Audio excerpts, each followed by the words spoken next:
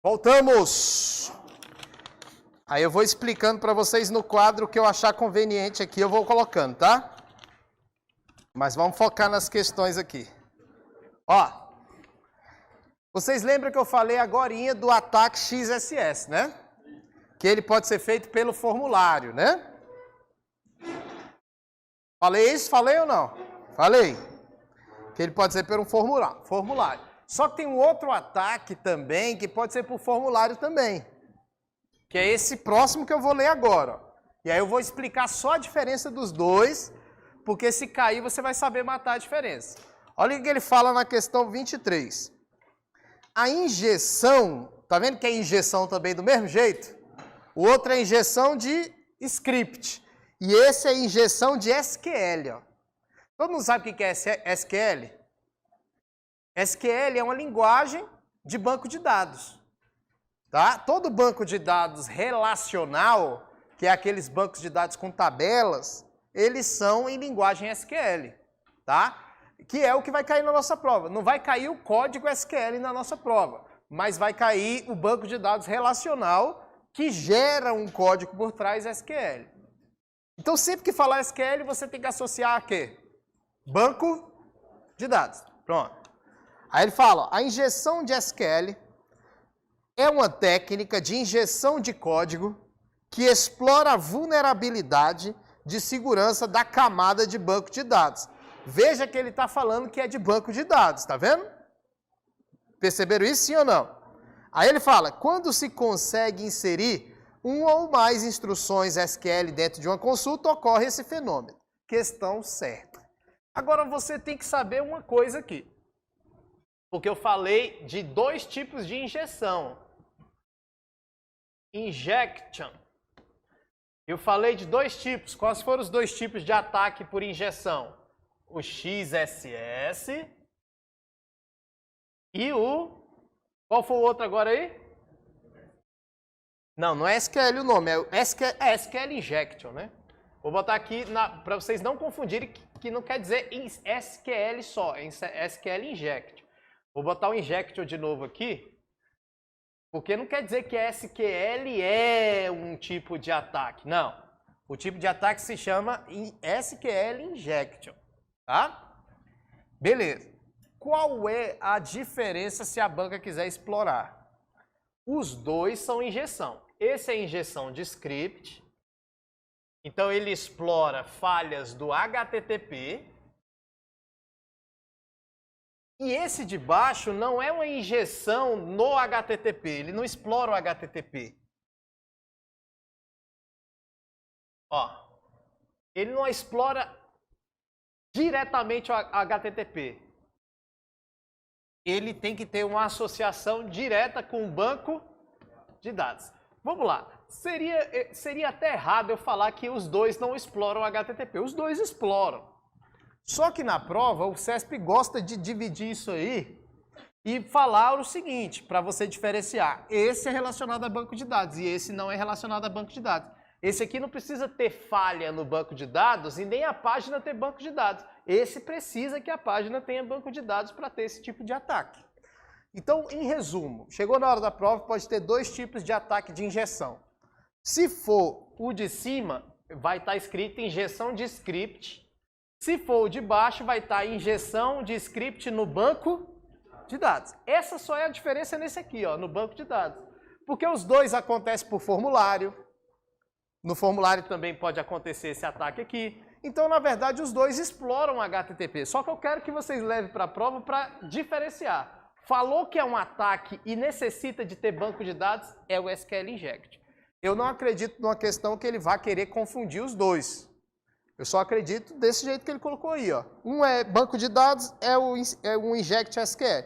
O outro só falou da página HTTP, formulário, foi o outro ataque, tá? Então a única diferença é essa, porque os dois fazem praticamente a mesma coisa. Vamos lá. Ó, um dia mesmo, o site do Estúdio Aulas foi vítima desse ataque aqui, ó. Lá não tem um formulário de contatos no site? Todo site tem um formulário de contato, entre em contato. Aí o cara injetou um SQL lá. Aí o que aconteceu? Ficou o dia todo chegando mensagem no banco de dados do Estúdio Aulas, um monte de mensagem. O que aconteceu no final do dia? Não verificaram muito bem. No final do dia, encheu o banco de dados, foi enchendo o banco de dados, enchendo o banco de dados. O que aconteceu com o servidor? Parou. Encheu muito o banco de dados e, naturalmente, a computação em nuvem, a gente define o tamanho do disco. Aí, quando caiu o site, aí nesse tempo eu nem sei o que eu estava fazendo, só sei que eu não estava monitorando. De vez em quando eu monitoro no celular. Aí me falaram, o site caiu. Eu falei, olha o banco de dados, deve ter enchido.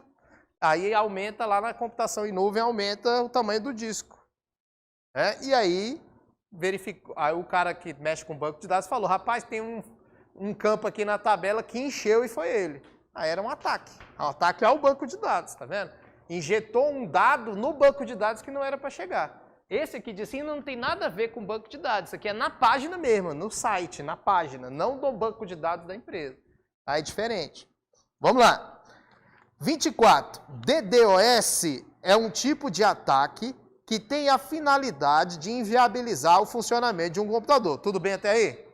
DDoS inviabiliza o funcionamento do computador? Não. Sim, ele sai do ar, ele para e assim por diante. Para isso, a partir de vários computadores é enviada uma grande quantidade de requisições a determinado serviço. Tudo bem? A fim de consumir os recursos do computador, que é o alvo do ataque. Correto. Vai enviar um monte de requisição e o servidor vai ficar sobrecarregado e não vai conseguir responder. O objetivo dos ataques DOS, gente, é sempre gerar uma sobrecarga ou gerar um desligamento, reiniciar o computador para ele não responder aos usuários. Então está correto. Oi.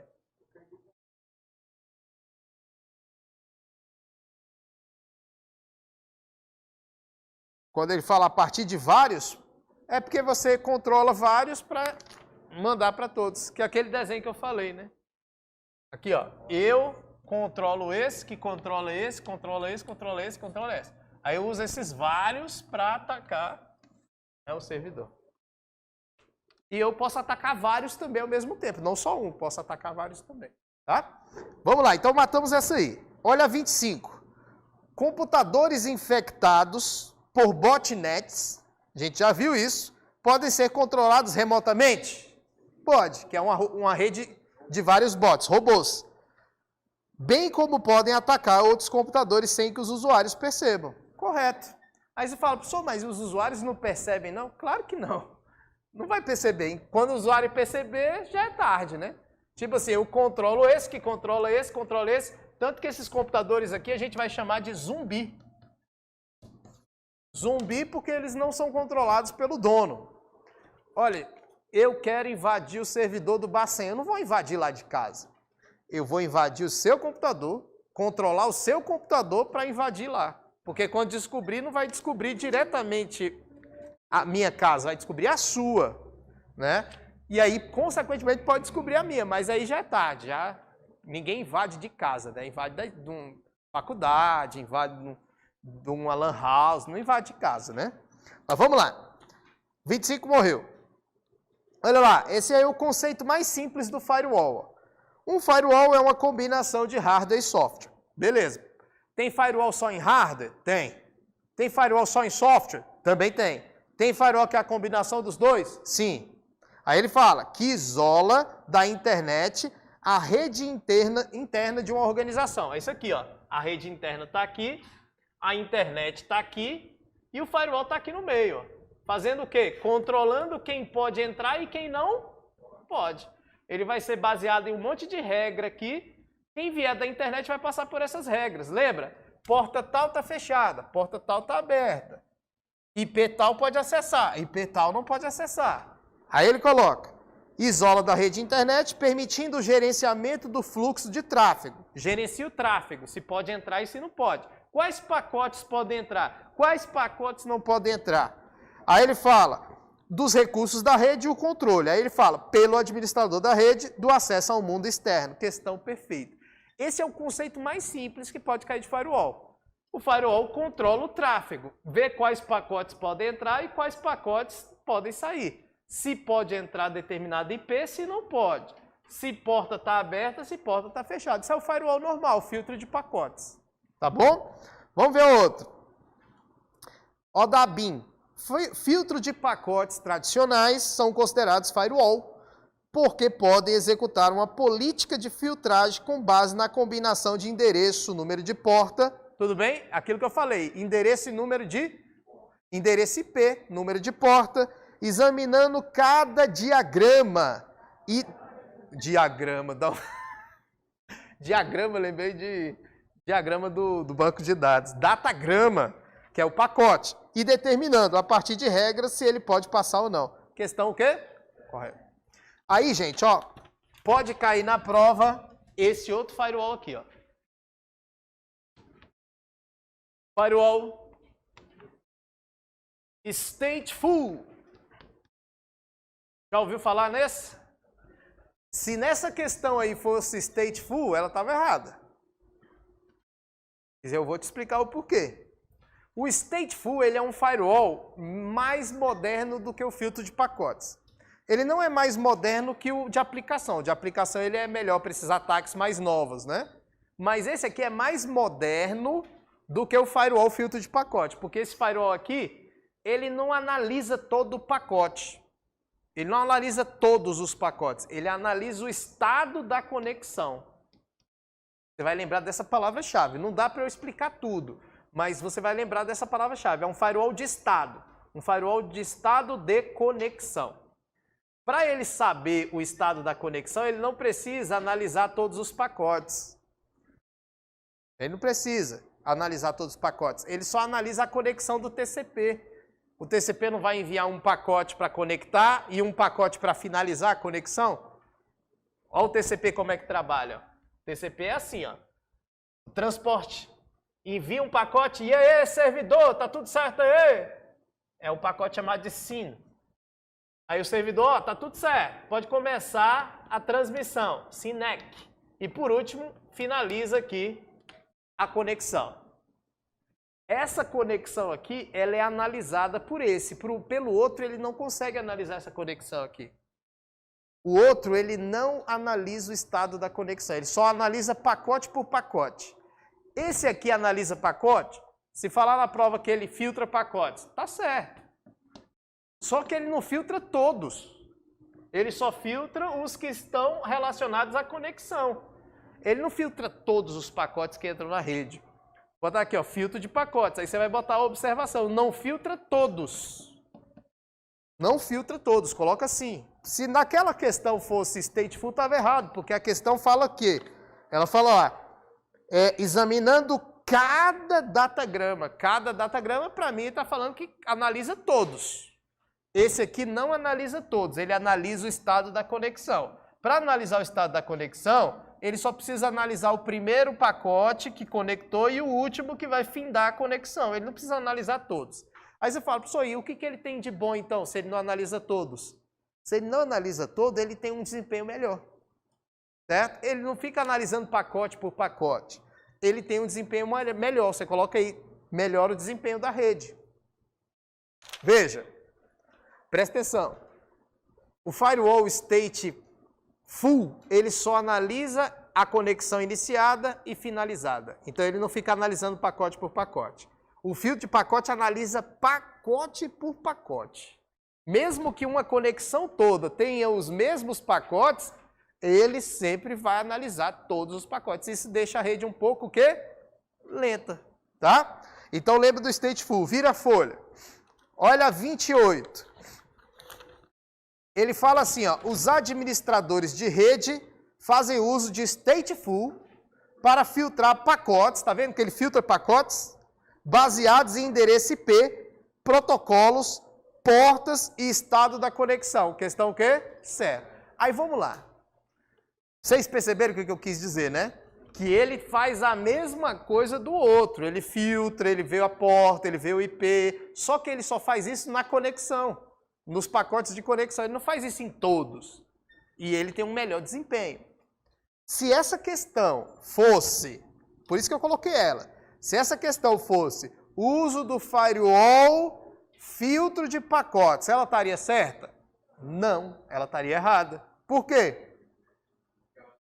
Por causa do final, ó, estado das conexões. falou essa palavra-chave, estado das conexões, não pode ser o filtro de pacote, só pode ser esse aqui, ó, stateful.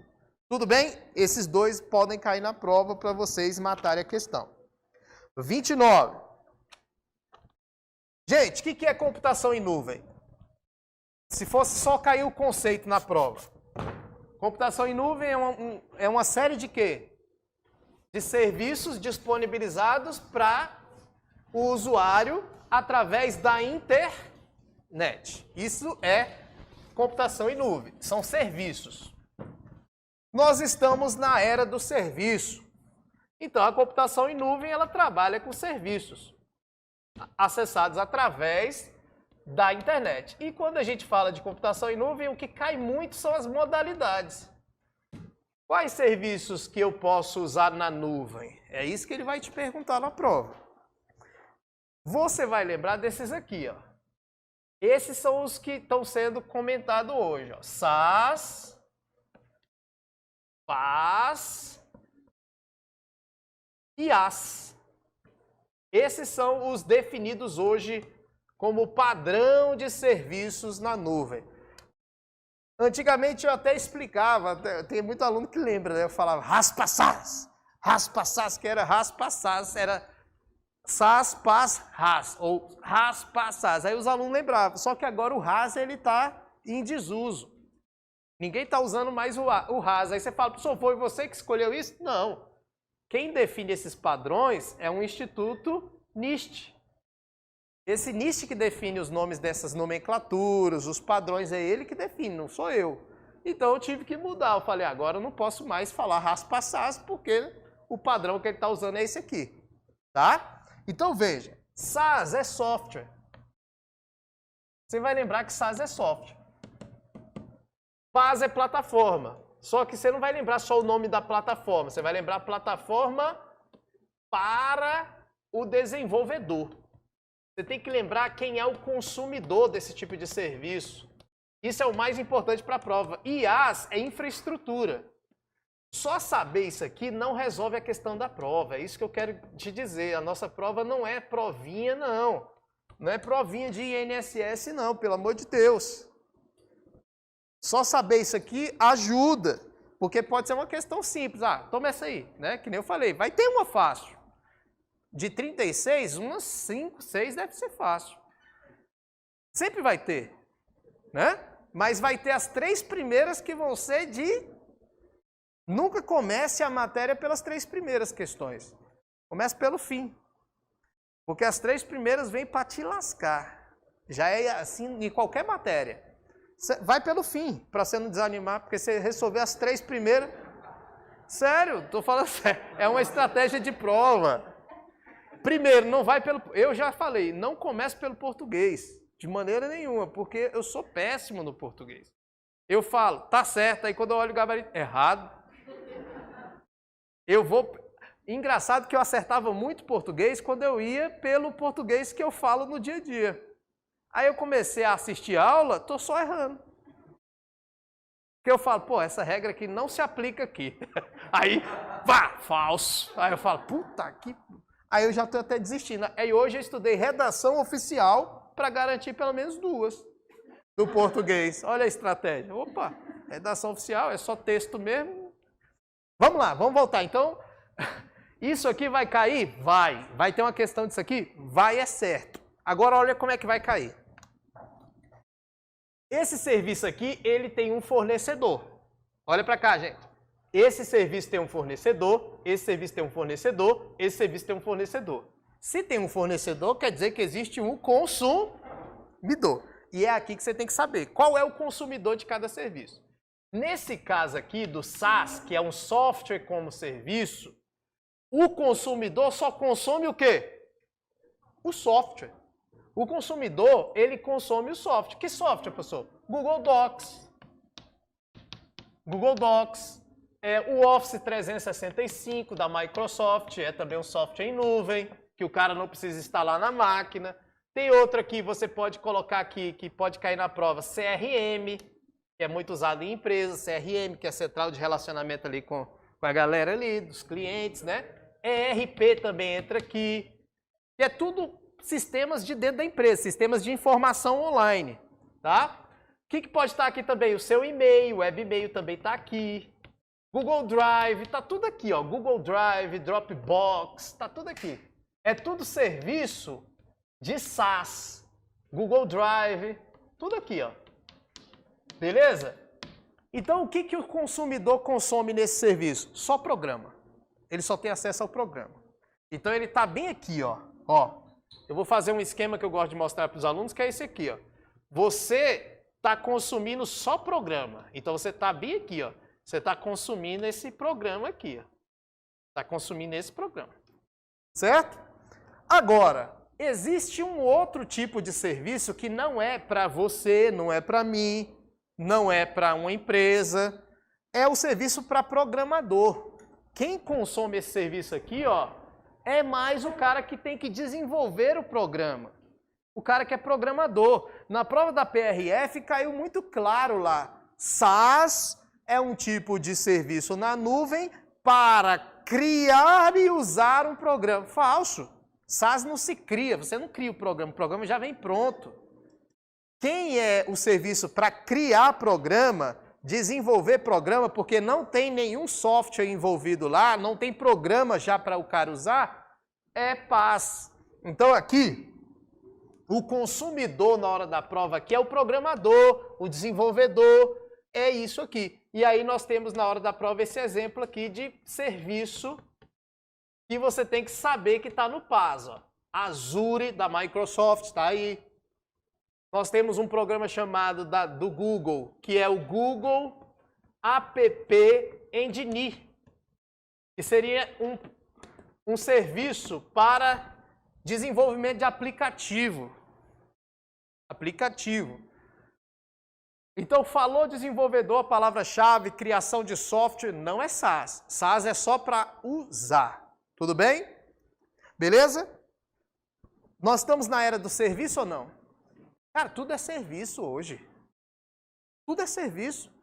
Eu vim de carro para cá, só que eu não tenho carro. Como é que eu vim de carro? Carro como serviço. Eu vim de carro como serviço. Eu vim de Uber. Certo? Qual é o serviço que eu estou gozando aí? Andar de carro. Aí eu entro no carro, o cara para ali, eu entro no carro e pago pelo serviço. Mas qual é o meu direito ali? Usar o carro. Sento no carro, posso falar dentro do carro? Posso. Também seria muito foda, né? Não poder falar. Posso falar? Posso. Mas posso mudar uma peça do motor? Não. Posso frear o carro? Não. Eu só estou usando o carro. Eu não tenho o meu serviço ali que ele está prestando é o carro. Então eu não posso querer fazer outras coisas. Agora, se eu tivesse, porque tem esse serviço agora também, de aluguel de carro. Se eu tivesse alugado o carro para ser o Uber, eu alugo o carro para ser o Uber, aí eu já não tenho outra função, eu já tenho outra função, estou usando outro serviço. Eu aluguei o carro do cara para fazer o Uber, aí você vai ter acesso ao Uber e eu vou poder mexer na mecânica do carro, já está vendo que é outra coisa, é um serviço mais um outro setor. Mesma coisa, aqui o cara desenvolve o programa, aqui o cara consome o programa. Tá vendo que é diferente? E aqui, no IaaS? O IaaS é uma infraestrutura na nuvem. Aqui eu vou incluir redes, eu vou incluir aqui energia, eu vou incluir aqui o servidor que você sabe o que eu estou falando, né? Servidor de rede, computador de rede. Vou incluir aqui também a parte de, se o cara adquirir a infraestrutura aqui, já vai ter o servidor virtual, a virtualização do servidor, já deixa o servidor virtual. Isso aqui é o que o cara adquire quando ele contrata esse tipo de serviço. Isso aqui, ó. Aí você fala, mas professor, quem é o que contrata esse serviço aí? Quem é o consumidor? É o programador? Não. O programador consome PaaS. Quem consome isso aqui é uma empresa que precisa de um lugar para colocar o programa dele. Presta atenção. Isso aqui é bom quando você entende. Ó, vamos dizer que eu estou lá em casa. Aí eu desenvolvi um site. O site é uma aplicação ou não? É, o site é um programa. Eu desenvolvi o site lá em casa. O site Léo Matos. Só que eu não publiquei ele na internet, por quê? Eu preciso de um servidor para colocar meu site. Eu tenho o site, beleza? Mas não tenho o servidor. Preciso de SaaS? Não, o SaaS está na minha mão aqui, é o programa que eu desenvolvi lá em casa. Eu não estou contratando SaaS. Preciso criar o programa ainda? Não, já tenho o programa. Eu preciso só de uma infraestrutura para colocar o programa. Aí eu ligo na Microsoft e falo, ó, quero contratar uma infraestrutura sua para colocar meu site. A Microsoft fala, beleza, tenho esse serviço aqui. Aí a Microsoft me oferece exatamente esse serviço aqui. Azure. Aí você falou, aí professor, o Azure não está no PaaS? Hoje o Azure é PaaS e IaaS. Ele oferece as duas coisas. Você que escolhe lá na hora de contratar. Ou o Google vai falar assim, ó, também tem uma estrutura aqui também. É o Google Cloud. São as duas maiores aí, né? Tem outras empresas também, mas essas são as mais cobradas, porque são as mais conhecidas. Então veja, quando eu contrato a infraestrutura, eu vou ficar responsável por desenvolver o programa e vou ficar responsável também por colocar o programa lá para as pessoas usarem. Porque eu só estou tendo acesso ao quê? A infraestrutura. Agora que a gente já sabe quem é o fornecedor, quem é o consumidor, você tem que saber as responsabilidades. O usuário só consome SaaS. Não pode mexer na infraestrutura, não pode mexer na memória do computador, não pode mexer em cabeamento de rede, ele só usa o programa. O dia que você usar esse programa aqui, ó, Google Drive, você não pode aumentar a capacidade do disco. Você solicita para o fornecedor mudar a capacidade do disco. Concorda ou não? Se o Google Docs, que é um programa de escritório, estiver lento, você pode ir lá no computador e mudar a memória para ficar mais rápido? Não, porque você não tem acesso à infraestrutura. Você manda um e-mail e reclama, só isso. Porque você não pode fazer nada, porque você só tem acesso ao programa. Tudo bem?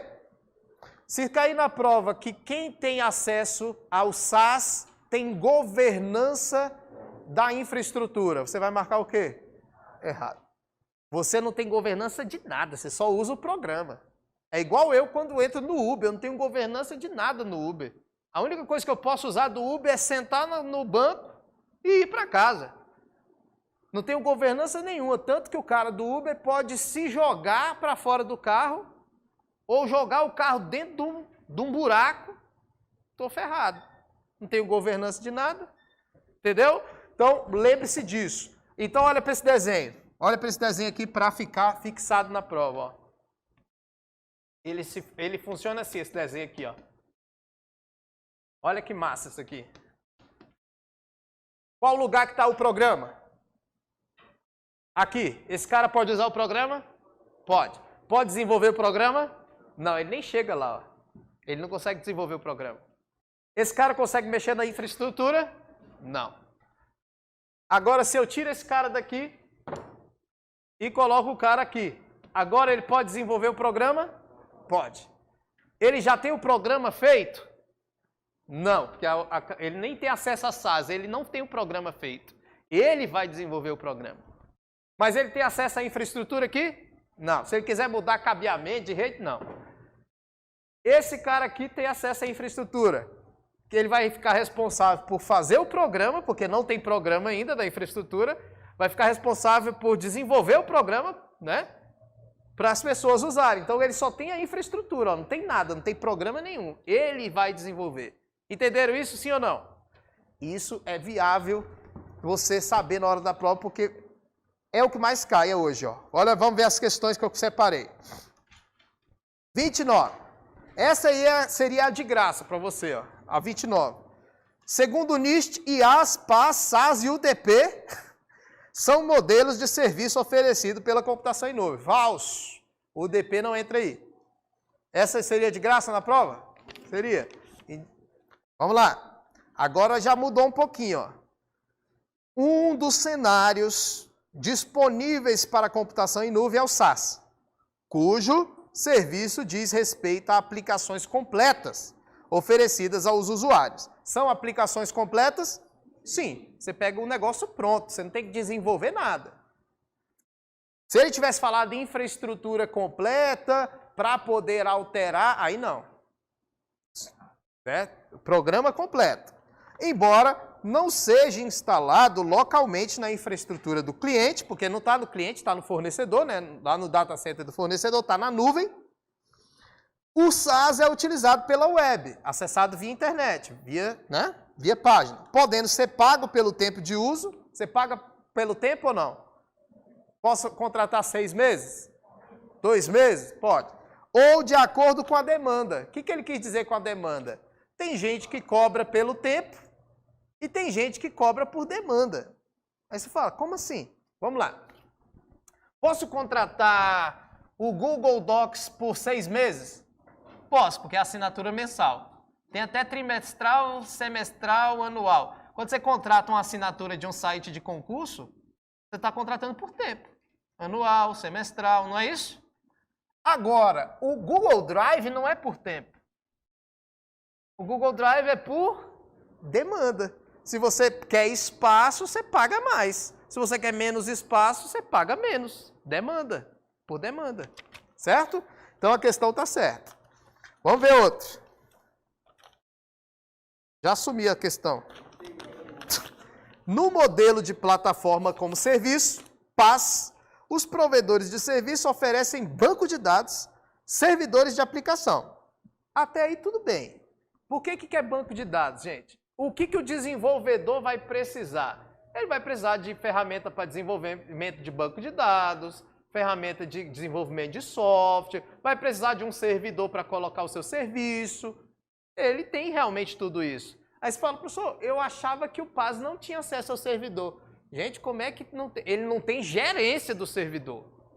Mas como é que o site que ele desenvolver vai ficar armazenado? No ar? Ó, tudo que está aqui em cima tem o que está embaixo. Presta atenção. Para eu ter uma plataforma, eu tenho que ter uma infraestrutura. Para eu ter o uso do SaaS, ele tem que ser desenvolvido. Então, o SaaS ele está numa infraestrutura. O que é diferente é que o cara não pode gerenciar a infraestrutura. Se ele quiser gerenciar a infraestrutura, ele contrata IaaS. Certo? Mas o software que o cara está acessando não está numa infraestrutura não, gente? Tá, ué. Beleza? Então, quando ele fala, ó, no modelo de plataforma como serviço, os provedores de serviço oferecem banco de dados e servidor de aplicação. Beleza. No caso de ferramentas de desenvolvimento, o único modelo funcional é o de software, como o SaaS. SaaS é para desenvolvimento? Não, questão errada. O fim está errado. Porque às vezes o cara faz essa questão sozinho. Olha o que acontece quando o cara está estudando informática. O cara pega a questão, lá no que concurso, olha, aí ele erra, aí ele vê lá, errado. Aí ele vai pensar que o erro está no início. Mas o erro não está no início, está no final. O erro não está a falar que tem servidor, banco de dados, o erro não está aí. Vamos lá. 32. O GAE, o que é o GAE que ele colocou aí? Google App Engine. Pertence à categoria de computação em nuvem conhecida como SaaS, ou como IaaS. Já está o quê? Errado. Porque é para desenvolvimento de aplicativo. Beleza? Depois vocês têm que lembrar disso aqui, ó. Pelo menos essa tabelinha que eu coloquei aqui. Ele vai citar na prova. 33. O que é nuvem comunitária? Vamos lá. Olha para cá. Gente, primeira coisa. Falou modalidade de serviço, é isso aqui. Tá? Modalidade de serviços. Toma cuidado para não confundir com esse outro aí. Aqui são tipos de nuvem. Eles podem falar infraestrutura, tipos de infraestrutura. Mas nunca eles podem falar que isso aqui é modalidade de serviço. Eu já vi questão do SESC porque ele só trocou o nome. Ele botou aquilo lá como modalidade de infraestrutura. Trocou. Infraestrutura é isso aqui, ó. Nuvem pública. Essa aqui é a questão certa também na prova, viu? Nuvem pública. E eu vou contar uma coisa aqui que vai chocar. Nuvem privada. Estudaram isso aqui? Sim ou não, gente? Isso aqui é certeza que vai cair na prova. E se o CESP quiser sacanear, ele vai fazer o que eu vou falar aqui. Híbrida. Vocês vão entender o que eu vou falar. E a comunitária. Quando a gente estuda isso aqui, a gente diferencia da seguinte maneira. Pública. O que é uma nuvem pública? A infraestrutura é compartilhada. Ó, a infraestrutura aqui é